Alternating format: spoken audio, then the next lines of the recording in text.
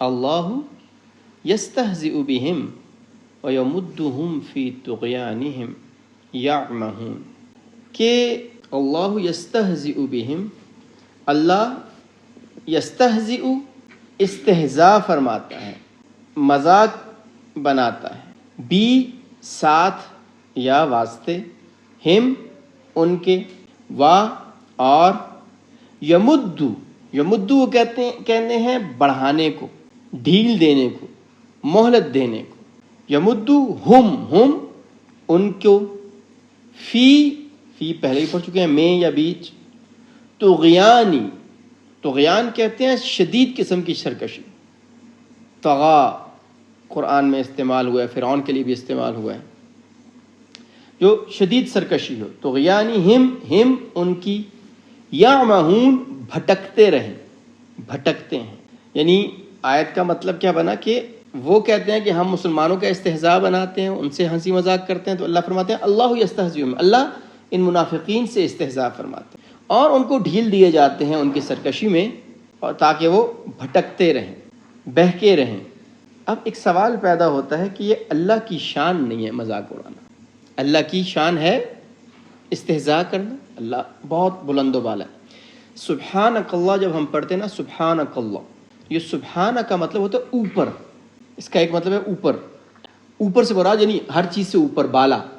کوئی بھی یاد رکھیں جب ہم کہتے ہیں نا سبحانک اللہم کہ اللہ پاک ہیں، تو پاک ہیں سے کیا مراد ہے کہ ہر اس عیب سے پاک ہیں، ہر اس کمی سے پاک ہیں جو کسی کے بھی ذہن میں آ سکے۔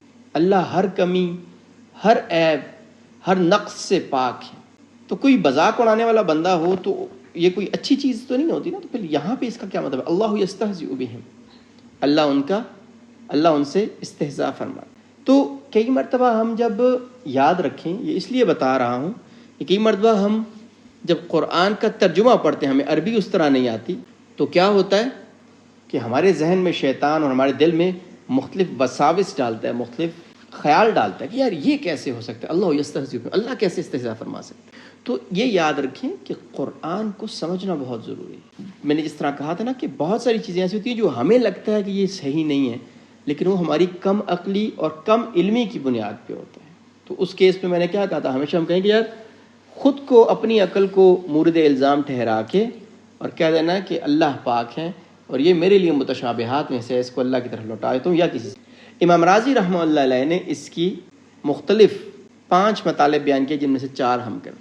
تو پہلا انہوں نے فرمایا کہ استہزاء اس سزا کا نام ہے جو جو دنیا میں یہ کرتے تھے نا، مسلمانوں کا مذاق اڑاتے تھے، تو ان کے بدلے میں جو سزا ان کو ملے گی نا، اللہ اس کو استہزاء فرما رہے ہیں کہ یہ تو ادھر ہنسی مذاق کرتے ہیں، لیکن اس ہنسی مذاق کے بجائے اللہ کیا کرے گا؟ اللہ یستہزئ بہم، اللہ ان کو سزا میں مبتلا فرمائے گا۔ اور اس کا قرآن سے کیسے ثبوت ہے؟ ایک سورہ شورى کی آیت ہے، جزاء سیئۃ سیئۃ مثلھا، کہ برائی کا بدلہ اسی برائی کے مثل برائی ہے۔ اللہ فرماتے ہیں اللہ بھی ان کے ساتھ استہزاء فرمائیں گے۔ ایک تو ہم نے فرمایا کہ ایک بات تو یہ ہوگی کہ استہزاء سے مراد سزا ہے جو اللہ ان کو دیں گے، دنیا میں بھی ہو سکتی ہے لیکن آخرت میں تو کنفرم۔ دنیا میں بھی اللہ جو ہے نا، وہ منافقین کو نا، وہ ہر وقت ان کے دل ڈرے رہتے تھے کہیں کوئی آیت نہ اتر آئے، ہماری حقیقت نہ کھل جائے۔ اور اللہ قرآن فرماتے ہیں کہ اللہ ان کو سال میں 1 یا 2 مرتبہ آزماتا بھی ہے، کبھی جنگ آ گئی پھر ان کو مصیبت پڑ گئی، اب کیسے انکار کریں، کبھی کوئی اور ضرورت پیش آ گئی پھر کیسے انکار کریں، تو ان کے لیے پریشانی ہر وقت بنی ہی رہتی تھی۔ تو پہلا کہ ان کو سزا ملنی ہے، دوسری کہ اللہ کا ایک قانون ہے کہ جس طرح یہ کرتے نا عدلے کا بدلہ، جس طرح جزاء سیئۃ سیئۃ مثلھا، کہ برائی کا بدلہ اسی کے مثل برائی ہے، یہ استہزاء کرتے ہیں اللہ اسی کے مثل ان کو، مطلب اسی کے بدلہ ان کو دیا جائے گا۔ اسی طریقے سے جس طرح قرآن کی آتا ہے وَمَكَرُوا اللَّهَ وَمَكَرُوا وَمَكَرُوا اللَّهُ، انہوں نے تدبیر کی اللہ نے بھی تدبیر کی۔ کچھ ترجمے میں لکھا تو انہوں نے مکر کیا تو اللہ نے مکر کیا۔ تو ظاہر بات ہے اللہ کے ساتھ تو یہ کہ یار اللہ نعوذ باللہ من ذالک مکر کر سکتے ہیں؟ نہیں، اللہ تو انصاف کرنے والے ہیں۔ لیکن یہاں اس کا مطلب کیا ہے کہ انہوں نے تدبیر کی، جیسا انہوں نے کیا نا ویسا ہی ان کو بدلہ ملے۔ تو یہ ہماری تھوڑی سی سمجھ میں مسئلہ ہوتا ہے۔ تو جب اسی لیے اللہ نے قرآن میں کیا فرمایا ہے کہ اگر تمہیں معلوم نہیں ہے تو ان سے پوچھو جن کے پاس علم ہے. سمجھے؟ تو اگر ہمیں کسی چیز کی سمجھ نہیں آتی تو یاد رکھیں قرآن میں کسی قسم کے شبے کی کوئی گنجائش نہیں ہے. پہلی آیت ہی ہے لا ریب فی، اس میں کسی شک کی گنجائش نہیں ہے. لیکن ہمارے ذہن میں آتے ہیں، ہمارے ذہن ہے نا، ذہن کی سوچ کو تو نہیں روکا جا سکتا. وساوس ویسے بھی اللہ کے رسول صلی اللہ علیہ وسلم نے فرمایا کہ اللہ نے میری امت کے وسوسوں کو معاف فرما دی. دل میں جو خیال آتا ہے نا اس پہ اللہ نہیں پکڑ فرماتے. لیکن اس کو دور کرنے کے دو طریقے ہیں، یا تو کسی سے پوچھ لیں، اور پوچھ کے بھی مطمئن نہیں ہوتے تو یہ سمجھ لیں، یہ جان لیں کہ اللہ کا کلام حق ہے، میری عقل، لوگوں کی عقل یہ محدود ہے، اس میں فطور ہو سکتا ہے، ہماری سمجھ میں فطور، ہماری سمجھ میں کمی ہو سکتی ہے. اللہ کا دین، اللہ کا کلام، اللہ کا قرآن یہ مکمل ہے، اکمل ہے، کامل ہے. تو یہ تھوڑی سی باتیں. تو ابھی ہم نے اس کے مزید بھی انہوں نے کچھ بتایا کہ دو تو ہم نے یہ پڑھ لیے کہ ایک تو ان کی سزا ہے، دوسرا ہے کہ جس طرح وہ کریں گے اسی طرح کا مڑ کے ان کو بدلہ ملے گا، سزا ملے گا. تیسری ایک اور بات انہوں نے لکھی کہ یہ جو مومنین کا مذاق اڑاتے ہیں یہ تو اپنی مجلس میں اڑاتے ہیں نا، اپنے شیاطین کے سامنے اڑاتے ہیں. مسلمانوں کے سامنے تو ان کی ہمت ہی نہیں ہوتی. مسلمانوں کے سامنے تو جا کے کیا کہتے ہیں، جو ہم نے کل آیت پڑھی تھی وَإِذَا لَقُوا الَّذِينَ آمَنُوا قَالُوا آمَنَّا، جب یہ مسلمانوں سے ملتے ہیں تو کیا کہتے ہیں، ہم تو ایمان والے ہیں. وہاں پہ تو مذاق اڑا ہی نہیں سکتے. تو اگر میرا کوئی مذاق اڑاتا ہے، کوئی مذاق اڑاتا ہے اور ہمیں معلوم ہی نہیں ہے، وہ کسی اور کے سامنے اڑاتا ہے اور ہمیں کوئی نہیں بتاتا بھی نہیں ہے، آ کے ہمیں پتہ بھی نہیں ہے، تو اس سے ہمیں کوئی نقصان پہنچتا ہے. تو یہ استہزاء انہی کی طرف لوٹ آتا ہے کہ یہ جو مذاق اڑا رہی ہے اپنا ہی مذاق اڑا رہے ہیں اور کسی کو کوئی نقصان نہیں پہنچا سکتا. اور ایک چوتھی جو اس کی انہوں نے توجہ بیان کی، فرمایا کہ دنیا میں تو اللہ ان کو سکون اور عافیت دے دیتے ہیں، یعنی وہ مسلمانوں سے بھی بچ جاتے ہیں، مسلمانوں کے مال میں بھی حصے دار بن جاتے ہیں، دنیا میں مسلمانوں کے قبرستان میں بھی دفن ہو جاتے ہیں. لیکن آخرت میں اس کے الٹ ہوگا.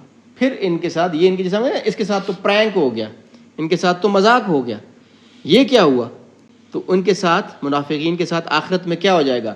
دنیا میں تو بڑے مزے سکون میں ہوتے. جس طرح قرآن میں ایک آتا نا کہ ایک جو شخص تھا وہ کہنے لگا کہ مطلب جو مشرک ایک کے بارے میں آتا ہے، میرے ذہن سے آیت نکل گئی ہے کہ اگر آخرت ہوئی بھی نا، یا شاید حدیث میں آتا ہے، معاف فرمائے میرے ذہن سے نہیں آ رہا، کہ اس نے کہا کہ اگر آخرت کبھی ہوئی بھی نا تو جیسے اللہ نے مجھے دنیا اچھی دی ہے نا وہ آخرت بھی اچھی دے گا. تو اللہ کہتے ہیں کہ ایسا کبھی بھی نہیں ہوگا، یہ نہیں ہوگا.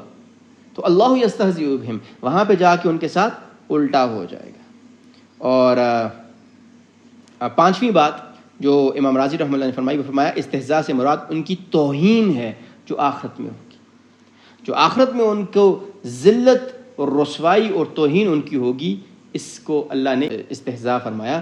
اللہ یستہزئ بہم. اور اچھا ایک اور جو چھٹی بات ہے کہ اللہ یستہزئ بہم، کیسے اللہ استہزاء فرماتے ہیں؟ ایسے استہزاء فرماتے ہیں وَيَمُدُّهُمْ فِي طُغْيَانِهِمْ، ان کو ڈھیل دے دے. اور یہ ڈھیل دے دینا نا، یہ جس طرح میں نے ایک دو مرتبہ پہلے بھی عرض کی کہ اللہ کی طرف سے اگر تھوڑی بہت ہمیں مشکل آ جائے، پکڑ آ جائے، تو اس کا مطلب ہے کہ اللہ ہمیں یاد رکھے ہوئے ہیں. اللہ نہیں چاہتے کہ میرا بندہ کسی مصیبت میں مبتلا ہو. لیکن اگر اللہ ڈھیل دے دیتے ہیں، ٹھیک ہے بندے کرو، جو جاؤ، جو مرضی ہے کرو، تو یہ بہت خطرناک بات ہے. اس کی ایک چھوٹی سی مثال ایک عالم نے بیان کی کہ مثلاً ایک بھاگنے والا اور کاٹنے والا کتا ہو، اور آپ اس کو باندھ کے رکھتے ہیں اور چھوٹی سی رسی کے ساتھ باندھیں، اور جو ہی اس کو موقع ملے وہ بھاگے، فل سپیڈ کے ساتھ بھاگتا ہے مثلاً وہ.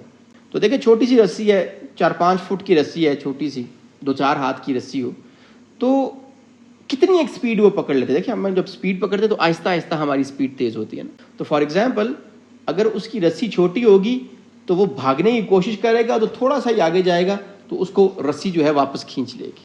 لیکن اگر ہم اس کی رسی دراز کر دیں، مثلاً اس کو 100 فٹ کی رسی کے ساتھ، اب جب وہ بھاگنا شروع کرے گا تو رسی تو دراز ہوتی چلی جائے گی، اور کتے کی کیا ہوتی جائے گی، یا کوئی بھی جانور ہو، اس کی سپیڈ کیا ہوتی جائے گی، تیز ہوتی جائے گی. لیکن اندازہ کریں کہ وہ فل سپیڈ میں جب جا رہا ہوگا اور پھر جب رسی کمپلیٹ ہوگی تو اس کو وہاں پہ رسی واپس کھینچے گا نہیں کھینچے گی. یعنی وہ جب بھاگ رہا ہے اور رسی ختم ہو گئی ہے تو اس کو ایک جھٹکا لگے گا نا، تو اس جھٹکے میں وہ فل سپیڈ میں جب جائے گا تو پیچھے آ کے لگے گا، اس کو زیادہ تکلیف ہوگی. تو ایسی مثال ہے کہ جتنی لمبی رسی ہوگی نا تو جو ہمیں جھٹکا لگے گا نا، جو ہماری سزا ہوگی نا وہ اتنی شدید ہوگی. تو اللہ نے یہ استہزاء فرمایا ان سے کہ وہ استہزاء فرماتے تھے مومنین کے ساتھ، تو اللہ نے ان کو یہ مذاق بنا دیا کہ جاؤ جو مرضی ہے دنیا میں کرتے رہو. اور اللہ نے ان کی سرکشی تھی نا، ان کی سرکشی میں چھوڑ دیا. وَيَمُدُّهُمْ فِي طُغْيَانِهِمْ يَعْمَهُونَ. یعمہون کہتے ہیں بھٹکنا. ہم ایک اور بھی ورڈ ہے عما، سم بکم عمی، یہ آگے تھوڑا سا آ بھی جائے گا. عمیون کس کو ہم کہتے ہیں؟ سم بکم عمیون، گونگے ہیں، بہرے ہیں، اندھے ہیں. عمی کہتے ہیں عین میم یا اندھے کو. یہاں پہ یعمہون ہے، یعنی عین میم اور ہا، یا نہیں ہے. تو ان دونوں میں فرق ہے، دونوں کا مطلب اندھا ہونا ہے، یاد رکھیے گا. عمیون یہ ہوتا ہے آنکھوں کا اندھا ہونا، بصارت سے بہر ہونا. اور عین میم ہا جو یہاں پہ استعمال ہوا یعمہون، اس کا مطلب ہوتا ہے دل کا اندھا ہونا. یعنی آنکھیں تو ہیں، دل اندھے ہیں، کچھ سمجھ نہیں آ رہی ہے، بھٹکتے پھر رہے ہیں، کوئی سمجھ نہیں آ رہی ہے. تو اللہ نے ان کا یہ مذاق بنایا کہ آنکھیں ہیں لیکن دیکھ نہیں سکتے، یعنی دل اندھا ہو گیا ہے. دیکھ رہے ہیں نبی صلی اللہ علیہ وسلم پر حق ہیں، دیکھ رہے ہیں کہ اللہ اسلام کو جو ہے وہ عروج بخش رہا ہے، اور اس کے باوجود کیا ہیں؟ اندھے ہو گئے ہیں.